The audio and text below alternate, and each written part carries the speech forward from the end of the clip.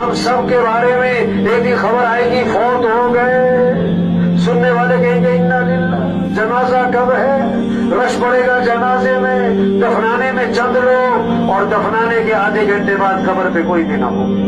कितना ही मशहूर आदमी हो, दफनाने के आधे घंटे बाद कोई भी नहीं। वो गए सगी माँ को दफना के, वो गए सरदार साहब को दफना के, वो गए एमपीए साहब को दफना के। आज अपने पर मट्टी नहीं पड़ने देते, फिर मनो मट्टी तले दबा दिए जाते, और मट्टी डालने वाले को अपने और सवाब समझकर डालते। आज जमीन पर चल रहे, फिर जमीन में दफन हो जाएंगे। हाँ, 500 की जूती 5000 की, आगे सब नंगे पांव। 5000 का सूट, 50,000 का कफन, सबका एक है। 2 मरले